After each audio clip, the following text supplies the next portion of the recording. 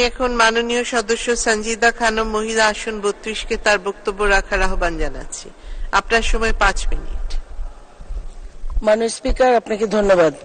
দ্বাদশ জাতীয় সংসদের প্রথম অধিবেশনের সূচনা লগ্নে মহামান্য রাষ্ট্রপতি মোহাম্মদ শাহাবুদ্দিনের ভাষণের পর ধন্যবাদ প্রস্তাবে আলোচনায় অংশগ্রহণের সুযোগ দেওয়ার জন্য মাননীয় স্পিকার আপনার প্রতি অশেষ কৃতজ্ঞতা।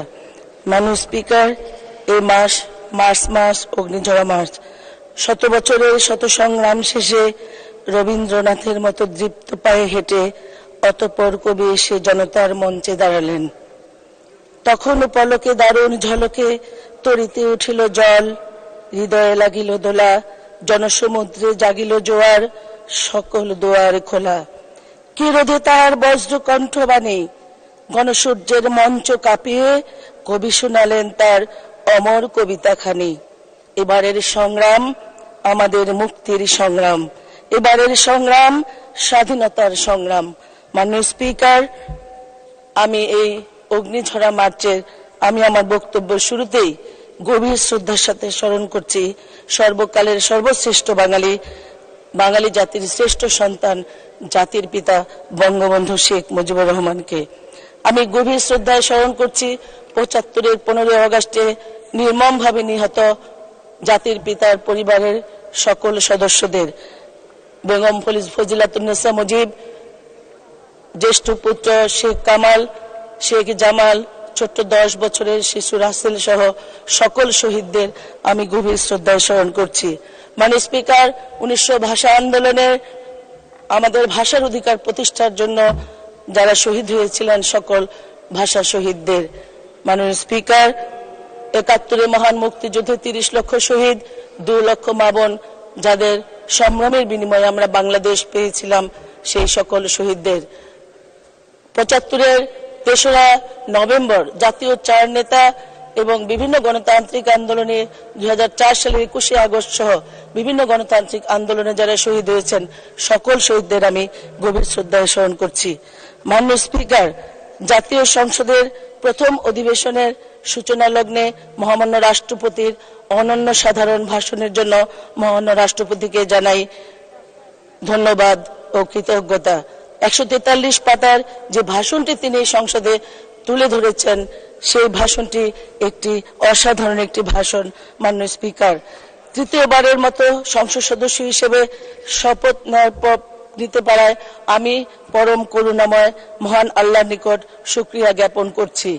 মাননীয় স্পিকার, সাধারণ মানুষের কল্যাণে আইন প্রণয়নে ভূমিকা রাখার পাশাপাশি আমার নির্বাচনী এলাকা ঢাকা 4-এর সাধারণ জনগণের আবেগ, উন্নয়ন, ভালো লাগা, মন্দ লাগা, প্রয়োজন অপ্রয়োজন সবটা মহান সংসদে তুলে ধরবার জন্য তৃতীয়বারের মতো যিনি আমাকে সুযোগ করে দিয়েছেন, তিনি আমার নেতা, আমার অভিভাবক, জাতির পিতা বঙ্গবন্ধু কন্যা মাননীয় প্রধানমন্ত্রী দেশরত্ন জননেত্রী শেখ হাসিনা। আমি আমৃত্যু তার প্রতি কৃতজ্ঞ থাকব। আমি ধন্যবাদ ও কৃতজ্ঞতা জানাই ঢাকা 4 শ্যামপুর কদমতলী থানা আওয়ামী লীগ, সকল সহযোগী সংগঠন ও সর্বস্তরের জনগণকে। মাননীয় স্পিকার, নবম সংসদে প্রথমবার ঢাকা 4 থেকে বিএনপির প্রার্থীকে 50,000 ভোটের ব্যবধানে হারিয়ে প্রথমবার সংসদ সদস্য নির্বাচিত হয়েছিলাম।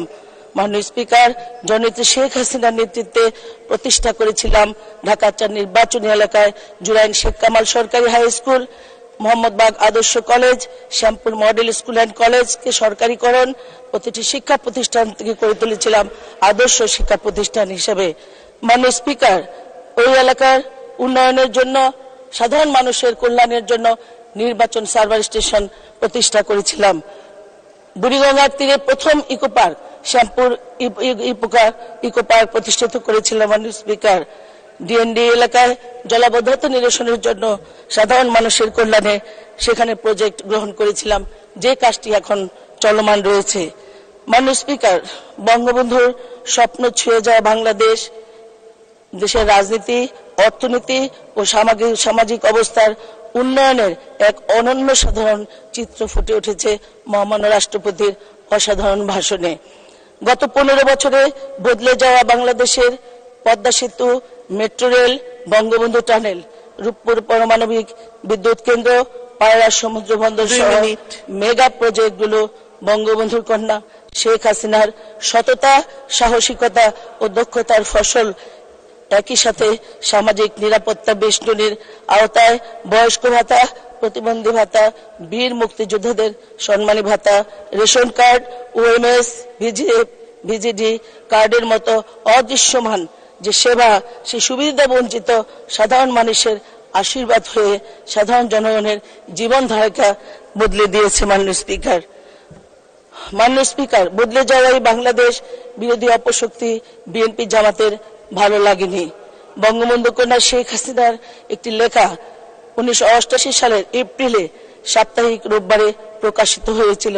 আমি এই লেখা থেকে একটি অংশ কোট করছি। মাননীয় স্পিকার, কোড: আমরা জানি স্বাধীনতার পর থেকেই পরাজিত পাক প্রেমীরা অত্যন্ত তৎপর ছিল, এখনো আছে। আন্তর্জাতিক শক্তিগুলো তৎপর। বাংলাদেশের স্বাধীনতা, বাঙালি জাতির বিজয় এরা কিছুতেই মেনে নিতে পারেনি। তিনি আরো বলেছেন, কোড: এরা ক্ষমতা অর্জন করেছে বুলেটের সহায়তায়। হত্যা, কু, পাল্টা কু ও চক্রান্তের মধ্য দিয়ে ক্ষমতা দখলের পর এরা বাঙালির হাজার বছরের ইতিহাস, কৃষ্টি, সংস্কৃতি, ভাষা ও ইতিহাসকে বিসর্জন দিয়েছে। মাননীয় স্পিকার, তারই ধারাবাহিকতায় ওই অপশক্তি জাতির পিতা বঙ্গবন্ধুকে নির্মমভাবে সপরিবারে হত্যা করবার পর তারা অবৈধভাবে ক্ষমতা দখল করেছিল এবং এই দেশটাকে পিছিয়ে দেবার চেষ্টা করেছিল। মাননীয় স্পিকার, দীর্ঘ 21 বছর এই বাঙালি আমরা বঙ্গবন্ধু হত্যার বিচার পাইনি, জাতির পিতার হত্যার বিচার পাইনি। মাননীয় স্পিকার, দীর্ঘ 21 বছর পর বাংলাদেশে আবার সূর্য উদয় হয়েছিল 1996 সালে। 96 সালে ক্ষমতা গ্রহণের পর মাননীয় স্পিকার, বাংলাদেশের মানুষ আবারও সেই স্বপ্ন দেখা শুরু করেছিল। 5টি বছর মাননীয় স্পিকার, 96 সাল থেকে 5টি বছর মানুষের ভাগ্য উন্নয়নের জন্য বঙ্গবন্ধু কন্যা কাজ করে গেছেন।